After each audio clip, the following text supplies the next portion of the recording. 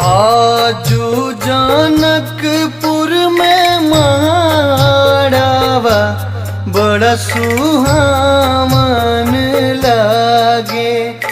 आज जनकपुर में माड़ावा बड़ा सुहावन लागे। सीता के चढ़े लहरा दिया मन भावन लागे। सीता के चढ़े लहरा दिया मन भावन लागे। हरे हरे बसवा कटवले जनक राजा मन में सुनैना माई के बाजेला आनंद बाजा।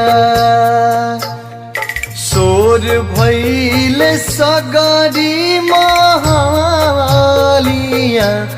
बड़ा लुभावन लागे। शोर भइल सगरी महालिया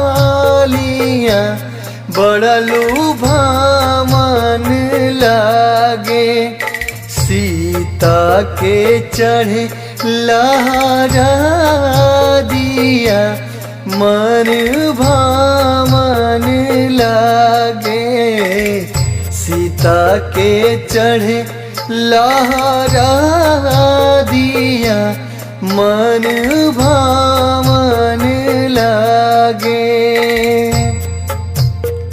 धानी रे नगरिया के उमड़ल भगिया लगली सुनरसिया के हमारे सुहागिया।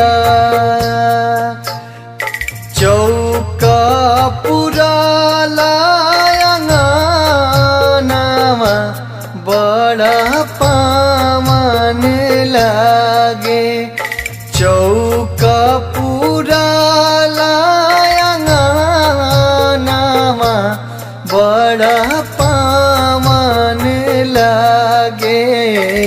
सीता के चढ़े लहरा दिया मन भावन लागे। सीता के चढ़े लहरा दिया मन भावन लागे। आँखी के पुतरिया के जब भेजलो नगरिया धरकी दरकी जई है गिरी है बिजुरिया। आँखी के पुतरिया के जब भेजलो नगरिया धरती दरकी जई है गिरी है बिजुरिया। झर झर बरसे नयनवा जैसे सावन लागे। झर झर बरसे नयनवा जैसे सावन लागे। सीता के चढ़े लहरा दिया मन भावन लागे। सीता के चढ़े लहरा दिया मन